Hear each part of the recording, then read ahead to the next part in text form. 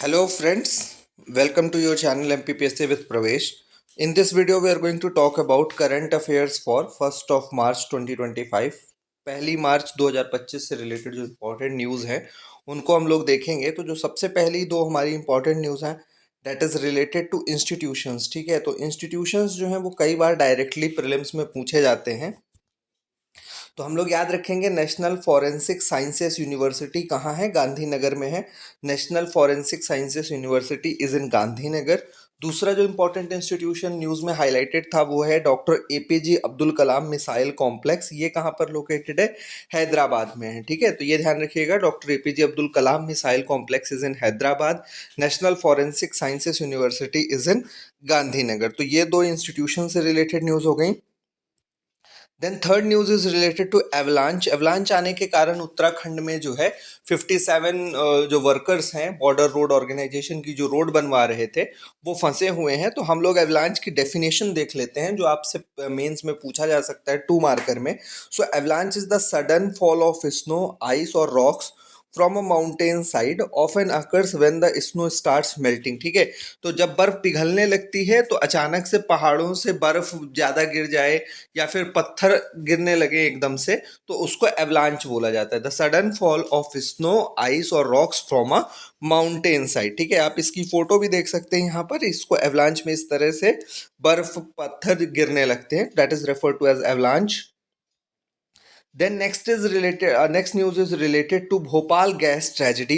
And Bhopal gas tragedy आज क्यों news में है? क्योंकि भोपाल गैस ट्रेजिडी का जो वेस्ट है वो पीथमपुर में जलाया जा रहा है। ठीक है, वो कहाँ पर जलाया जा रहा है? तो आप याद रखिएगा कि यूनियन कार्बाइड का जो वेस्ट है वो कहाँ पर जलाया गया था? पीथमपुर। पीथमपुर जो है वो इंडस्ट्रियल एरिया है धार में, इसका जिला धार लगता है बट ये बहुत नज़दीक है इंदौर से। तो हम लोग जो है यहाँ पर देख लेते हैं कि ये कब भोपाल गैस ट्रेजिडी कब हुई थी। तो हम सभी को जो भी एमपीपीएससी की थोड़ी भी तैयारी कर रहा है तो वी नो कि ये 2 और 3 दिसंबर 1984 1984 का साल था। 2-3 दिसंबर को हुई थी। और फैक्ट्री कौन सी थी? Union carbide. गैस कौन सी लीक हुई थी? Methyl isocyanate. और जब ये लीकेज हुआ भोपाल के अंदर जिसमें लाखों लोग मारे गए तो मध्य प्रदेश के गवर्नर कौन थे? के एम चांडी थे। और सीएम कौन थे? अर्जुन सिंह। ठीक है, सीएम थे अर्जुन सिंह, ये नाम याद रखिएगा। अर्जुन सिंह मध्य प्रदेश के मुख्यमंत्री थे जब भोपाल गैस त्रासदी हुई।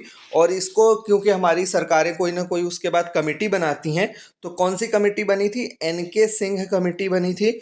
और गैस पीड़ितों की मदद करने के लिए जो ऑपरेशन चलाया गया था उसका नाम था ऑपरेशन फेथ। ठीक है, तो ऑपरेशन फेथ। तो ये हमारी सारी न्यूज़ है भोपाल गैस ट्रेजिडी से रिलेटेड। और ये अगर कोई भी क्वेश्चन बनेगा भोपाल गैस ट्रेजिडी में तो प्रीलिम्स में तो आप इसके बाहर नहीं जाएंगे। ठीक है, then our next news is related to national commission for schedule caste. और ये क्यों न्यूज़ में है? क्योंकि जो लीडर ऑफ अपोजिशन है राहुल गांधी, उन्होंने ये आरोप लगाया है कि पिछले 1 साल से national commission of schedule caste में जो कमीशन है वहाँ पर 2 वाइस चेयरपर्सन, लॉ ऑफिसर और भी बहुत सारे पोस्ट हैं जो 1 साल से खाली हैं। तो बीजेपी गवर्नमेंट जो है वो deliberately national commission for schedule cast को कमज़ोर करने की कोशिश कर रही है, ऐसा राहुल गांधी जी का कहना है। ठीक है, तो हम लोग national commission for schedule cast के बारे में देख लेते हैं। तो सबसे पहली चीज़ जो इसके बारे में हमको याद रखनी है वो ये कि it is a constitutional body. ये कैसी बॉडी है? कॉन्स्टिट्यूशनल बॉडी है। ठीक है, कहाँ पे मेंशन्ड है आर्टिकल में? आर्टिकल 338। अब इसका कॉम्पोजिशन कैसा होता है? National commission for schedule cast में 5 लोग होते हैं, एक चेयरपर्सन, दूसरा वाइस चेयरपर्सन प्लस 3 मेंबर्स। ठीक है, अभी जो हमारा एनसीएससी कमीशन चल रहा है that is 7th commission which was constituted in March 2024। इसको कॉन्स्टिट्यूट कौन करता है? प्रेसिडेंट अपॉइंट करते हैं। और इसके जो अभी चेयरमैन है वो कौन है? Kishore Makwana. He is a BJP leader from Gujarat. तो ये चेयरपर्सन है किशोर मकवाना जी। और इसकी जो national commission for schedule cast है ये कब बना था? 19 फरवरी 2004 को। ठीक है, 19 फरवरी 2004 को।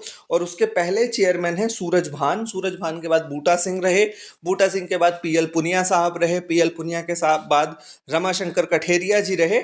और अभी किशोर मकवाना जी हैं। तो ये हम लोग ध्यान रखेंगे यहाँ पर national commission for schedule cast से जुड़ी हुई न्यूज़ से रिलेटेड। ठीक है, तो ये थी आज की सारी important news. Thank you and have a nice day.